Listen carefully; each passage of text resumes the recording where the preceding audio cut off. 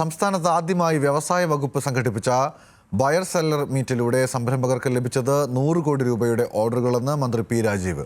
കൊച്ചി കളമശ്ശേരിയിൽ സംഘടിപ്പിച്ച agro food pro 2026 ഉദ്ഘാടനം ചെയ്ത് സംസാരിക്കുകയായിരുന്നു മന്ത്രി. കേരളത്തിലെ 400ഓളം സൂക്ഷ്മ ചെറുകിട ഇടത്തരം സംരംഭങ്ങളെ ഉൾപ്പെടുത്തി നടന്ന മേളയിൽ 22-ലധികം രാജ്യങ്ങളിൽ നിന്നായി 50-ലധികം കമ്പനികളാണ് പങ്കെടുത്തത്.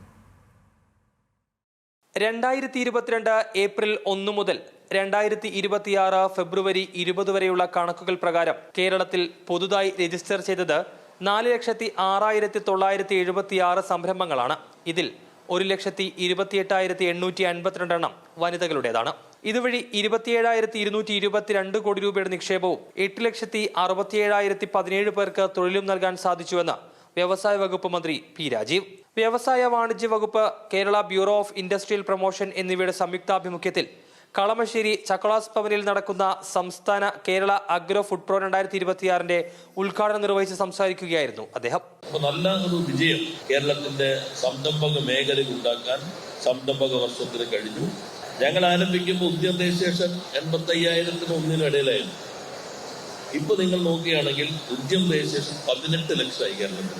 കെ സ്റ്റോറുകൾക്ക് പിന്നാലെ പൊതുമേഖലയിൽ തുടങ്ങിയ കെ ഷോപ്പുകൾ വഴി പ്രാദേശിക സംരംഭകരുടെ ഉൽപ്പന്നങ്ങളുടെ വിപണനം കൂടുതൽ വ്യാപിപ്പിക്കുന്നുണ്ട്.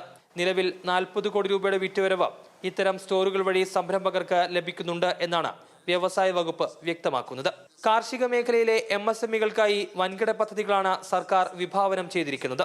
2,364 കോടി രൂപയുടെ കേര പദ്ധതിയിൽ 506 കോടി രൂപ അഗ്രോ MSME-കൾക്കായി നീക്കിവച്ചിട്ടുണ്ട്. സംരംഭം തുടങ്ങാൻ സൗകര്യമൊരുക്കുക മാത്രമല്ല, അവ വിജയകരമായി മുന്നോട്ട് കൊണ്ടുപോകുന്നതിൽ സംരംഭകർക്ക് പൂർണ്ണ പിന്തുണയും സർക്കാർ നൽകുന്നുണ്ട്. ന്യൂസ് മലയാളം, കൊച്ചി.